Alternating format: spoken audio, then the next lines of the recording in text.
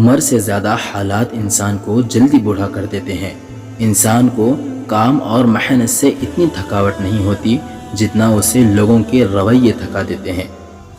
جس طرح آگ کہہ دینے سے منہ نہیں جلتا، بالکل اسی طرح اچھے کو برا کہہ دینے سے وہ برا نہیں ہو جاتا۔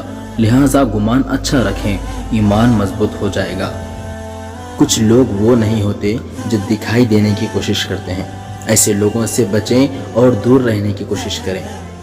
مخلص شخص تنہا رہ جاتا ہے، اس لیے نہیں کہ کوئی اس کا ساتھ نہیں دیتا، بلکہ اس لیے کہ اس کا ضمیر اجازت نہیں دیتا کہ وہ منافق اور بے ایمان لوگوں کے ساتھ تعلق رکھے۔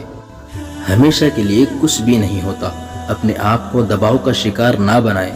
کچھ بھی ہو، حالت کتنے بھی برے ہوں، اچھا وقت آئے گا، انشاءاللہ ضرور آئے گا۔ اپنی زبان سے نکلے الفاظ کی ذمہ داری تو ہم لے سکتے ہیں، لیکن سمجھنے والے کی سوچ کی ذمہ داری کسی طور پر نہیں لی جا سکتی۔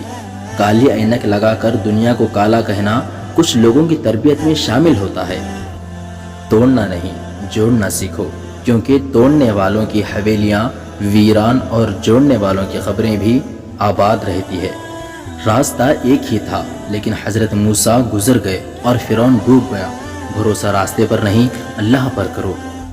وفا مرد یا عورت میں نہیں ہوتی، وفا تو فطرت اور تربیت میں ہوتی ہے، اور اللہ تمہیں حیثیت دیکھ کر نہیں، نیت دیکھ کر نوازتا ہے۔ بعض اوقات کسی کا ایک بولا ہوا اچھا جملہ جسم میں جان ڈال دیتا ہے۔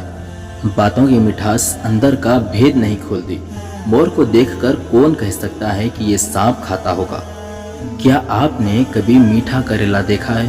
یہ وہ لوگ ہیں جن کے دل میں بغض اور زہر بھرا ہوتا ہے، مگر بول ہمیشہ میٹھا بولتے ہیں۔